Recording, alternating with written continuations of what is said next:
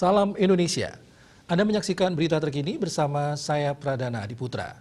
Masing-masing desa di Kabupaten Klungkung kini harus berpikir keras untuk membuat rencana kegiatan. Dana desa tahun 2022 di Klungkung mengalami penurunan hingga 10 miliar rupiah dibandingkan tahun sebelumnya. Kondisi ini tentunya berdampak pada rencana kegiatan yang sudah disusun di masing-masing desa hingga APBDes yang sudah ditetapkan harus dirombak kembali. Kepala Dinas Pemberdayaan Masyarakat dan Desa Pengendalian Penduduk dan Keluarga Berencana Klungkung Iwayan Suteja mengatakan anggaran dana desa untuk Kabupaten Klungkung tahun 2022 sebesar 45,8 miliar rupiah. Jumlah ini lebih sedikit dibandingkan dana desa tahun 2021 yang mencapai 55,85 miliar rupiah lebih. Penurunan ini dikatakan berdampak pada kegiatan-kegiatan yang sudah direncanakan oleh desa.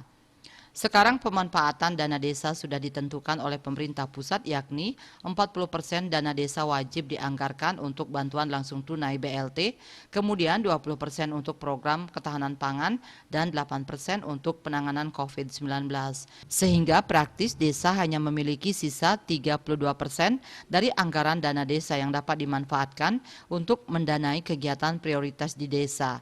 Dengan adanya pos-pos pemanfaatan dana desa tersebut, otomatis kini desa harus merombak kembali APBDes yang sebelumnya sudah disusun.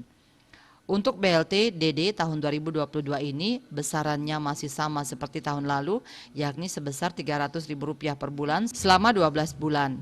Pada minggu ketiga bulan Januari ini, dana desa tahap pertama dan BLT DD sudah dapat dicairkan.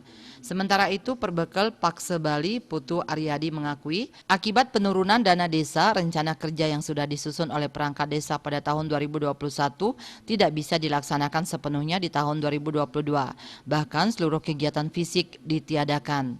Hanya tersisa kegiatan untuk pengolahan sampah di 3 desa, kemudian kegiatan di bidang kesehatan, serta pendidikan. Sri Wiadjana Denpos melaporkan.